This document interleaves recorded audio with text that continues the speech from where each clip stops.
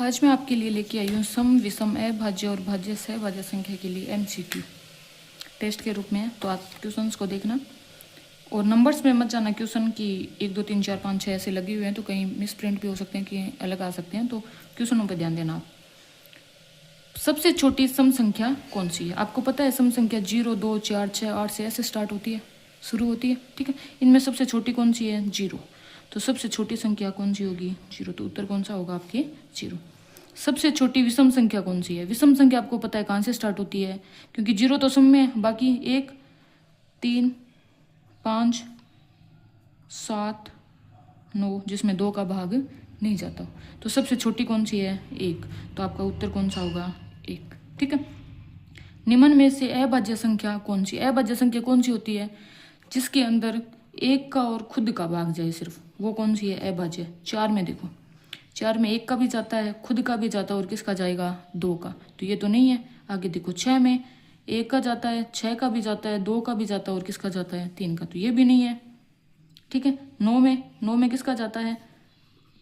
3 का भी जाता है, खुद का भी जाता है, 1 का भी जाता है। तो कितनी हो गई? 3। तो ये भी नहीं है। 7 देखो, 7 में 1 का जाता है और स्वयं का, क्या और संख्या का भाग जाएगा? क्या नहीं जाएगा। तो ये कौन सी संख्या आपकी? अभाज्य संख्या। निम्न में से भाज्य संख्या कौन सी? भाज्य संख्या कौन सी होती है? जिसके गुणनखंड हो, 2 के गुणनखंड। भाज्य संख्या का मतलब गुणनखंड, और वो भी कितने गुणनखंड? 2 से ज्यादा। तो 2 के 1 तो 1 हो सकता है और 1 स्वयं हो सकता है, उसके अलावा हो सकता है क्या? नहीं हो सकता। तो ये तो भाज्य नहीं है। 3, 1 और 3 हो सकते हैं, उसके अलावा कोई गुणनखंड ये भी नहीं है, क्योंकि ये तीनों ही क्या है आपकी? अभाज्य संख्या। कौन सी है? अभाज्य संख्या। 8 की आपको पता है, 1 तो 1 हो सकता है, 2 हो सकता है, 4 हो सकता है और खुद 8 भी हो सकता है। तो ये कौन सी है? भाज्य। एक कैसी संख्या है? इंपॉर्टेंट सवाल। एक भाज्य है, अभाज्य है, या दोनों है, या न भाज्य और न ही अभाज्य? तो देखो यहाँ एक याद रखना आपको, न तो भाज्य संख्या होती है, न ही क्या होती है? अभाज्य, ठीक है। ये मैंने पीछे वाली वीडियो में आपको क्लियर किया है कि कैसे नहीं होती है, क्यों नहीं होती है। देखो एक बार और देख लो।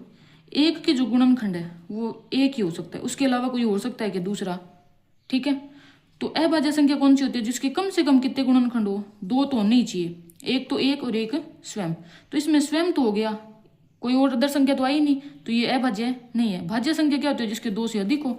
तो इसका तो 1 ही गुणनखंड हो रहा है, तो ये न तो भाज्य और न ही अभाज्य। आगे देखो, एकमात्र सम अभाज्य संख्या कौन सी है? अभाज्य संख्या कहाँ से शुरू होती है? 2 से होती है। 2 3 5 7, ठीक है, ऐसे।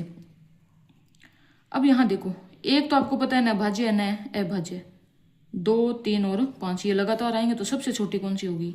2। कौन सी होगी? 2। तो आपका उत्तर कौन सा होगा? 2 नंबर, ठीक है। आगे 7वां क्वेश्चन देखो, निम्न में से कौन सी विषम संख्या है? विषम संख्या का जिसमें 2 का भाग नहीं जाता हो, ठीक है। तो 14 में 2 का भाग जाता है, 12 20 में भी जाता है, 40 में भी जाता है, किस में नहीं जाता? 35 में। तो ये कौन सी है? विषम संख्या। 0 कैसी संख्या है? कैसी संख्या? देखो, क्या विषम है? क्या नहीं है, क्योंकि 0 में 2 का भाग जाता है। सम है क्या? हाँ। कौन सी है? सम, ठीक है। तो ये उत्तर कौन सा होगा आपका? सम। निम्न में से सहभाज्य संख्याएं कौन सी है? सहभाज्य का मतलब क्या होता है? आपको मैंने पीछे वाली वीडियो में बताया कि जिसका HCF कितना रहे? 1।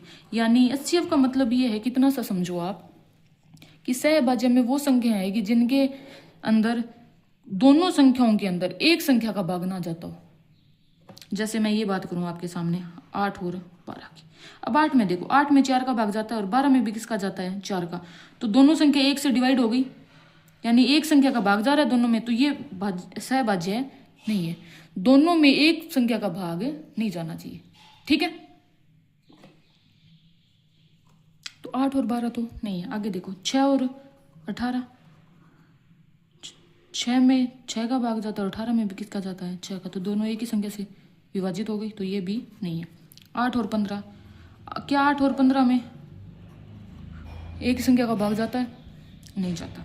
तो ये कौन सी आपकी? सहभाज्य। अब 10 और 20 देखो, 10 में 10 का भाग जाता है और 20 में भी किसका भाग जाएगा? 10 का। तो ये भी नहीं है। तो अपना उत्तर कौन सा है? 8 और 15। अब आगे देखो, किस संख्या के केवल 2 गुणनखंड होते हैं? केवल 2। और जिसके केवल 2 गुणनखंड हो वो कौन सी संख्या होती है? आपको पता है, भाज्य। 1 तो 1 और 1 स्वयं। तो ये कौन सी होगी आपके पास? अभाज्य। आगे देखो 15 किस प्रकार की संख्या। ऑप्शन आपको देखने हैं। सम है, सम तो नहीं हो सकती क्योंकि इसमें 2 का भाग नहीं जाता। आगे विषम हो सकती है, अभाज्य नहीं हो सकती क्योंकि अभाज्य में 1 और स्वयं के अलावा कोई गुणनखंड नहीं मिलना चाहिए, जबकि इसका तो मिल रहा है 3 और 5। पूर्ण संख्या है, ठीक है। तो इसमें 4 ऑप्शन में से ये 2 ऑप्शन तो नहीं है, ठीक है। आपको पता है ये सॉरी सम नहीं है, विषम है 15। कौन सी संख्या है आपकी? विषम। तो 15 संख्या इस ऑप्शन में देखें, इस सवाल में देखें तो विषम है, और 15 कौन सी संख्या है आपकी? पूर्ण भी है। तो इसमें 2 ऑप्शन सही है, ए और टी, ठीक है। अब आगे हम क्वेश्चंस की बात करते हैं।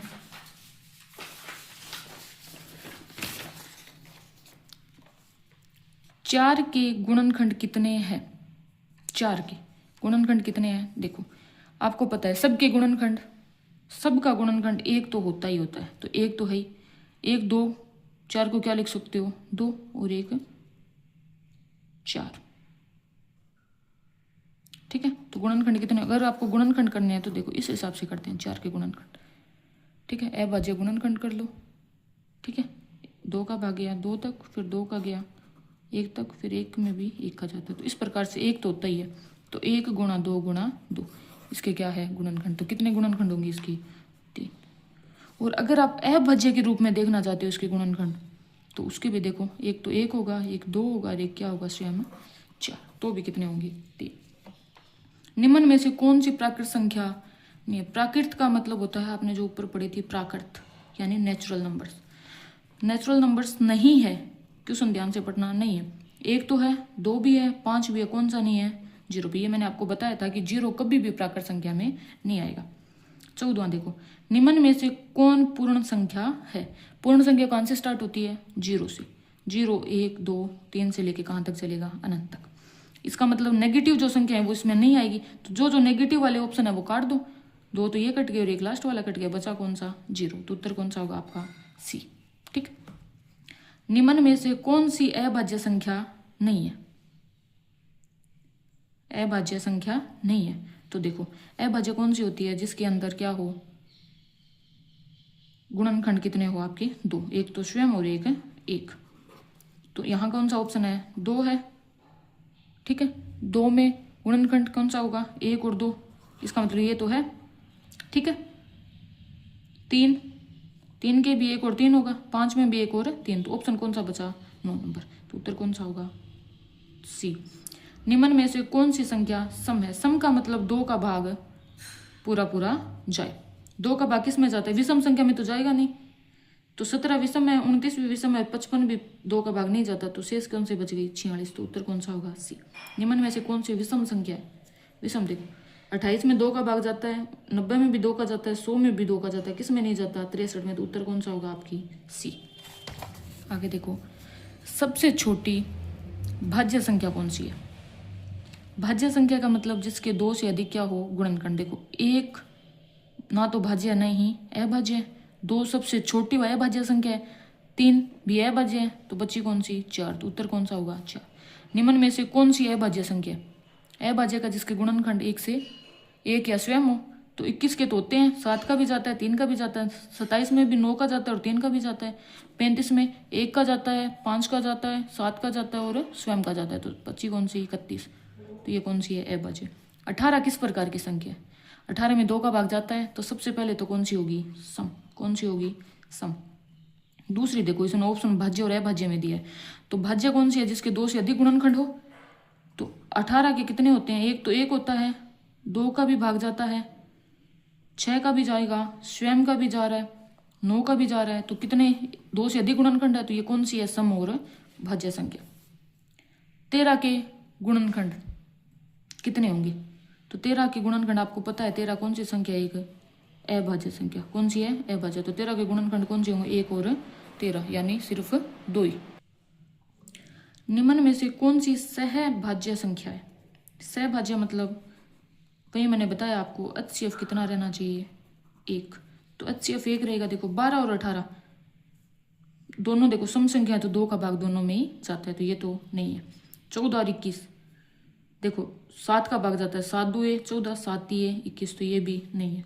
8 और 16, 8 में 8 का जाता है, 16 में भी 8 का, ये भी नहीं है। तो कौन सी बची? 9 और 10। कौन सी संख्या न तो सम है और न ही विषम है? अब देखो 0 सम है तो ये तो ऑप्शन नहीं है। 1 विषम है, ये भी नहीं है। 2 सम है, इसका मतलब कोई भी ऐसे ऑप्शन नहीं है इसमें ऊपर वाले में जो सम भी नहीं हो और विषम भी नहीं हो। ठीक है,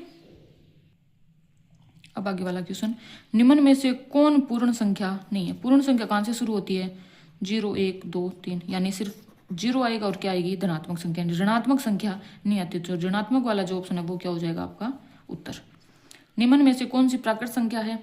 प्राकृत संख्या कहाँ से शुरू होती है? 1 से लेके अनंत तक, तो नेगेटिव भी नहीं आएगा इसमें और 0 भी नहीं आएगा। तो 0 वाला तो काट ही दो, नेगेटिव वाला भी काट दो, तो उत्तर कौन सा बचा? 3।